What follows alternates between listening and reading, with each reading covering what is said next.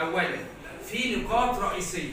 عنوان ندوتنا ندوة عن حقوق الانسان والطفل في مصر، والدستور المصري راعي الحقوق الانسانيه، وتاريخنا العظيم مصر يشهد من ايام الزعماء الوطنيين مصطفى كامل سعد زغلول وضع دستور لعام 1923. الدستور ده هو جددناه عام دستور 2014.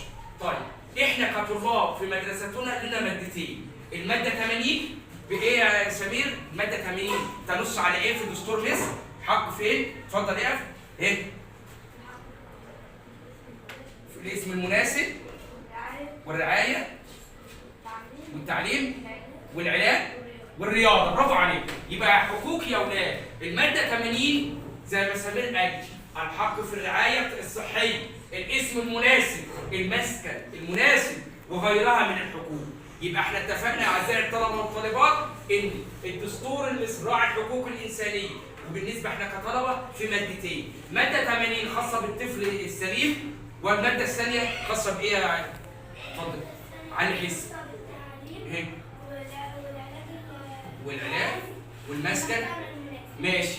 والماده 81 خاصه بالطفل ايه؟ برافو عليك، ذوي الهمم. يبقى في مادتين لازم نحفظها دي كطلبه لنا، انما الدستور كله ينص على احترام الدستور المصري من ايام الزعيم سعد زغلول. هو وضع اللبنه الاساسيه لدستورنا المصري مرورا بمصطفى كامل، احمد عرابي، كلهم ضحوا فداء الى الحقوق الانسانيه. يبقى مصر راعيه الحقوق الانسانيه في اصدارها دستور 2014 حديثا ودستور سعد زغلول الذي يجب ان نتمسك به. يبقى احنا عرفنا يا اعزائي الطلبه خلاصه الندوه ان الندوه دي عن حقوق الانسان والطفل فين؟ في مصر.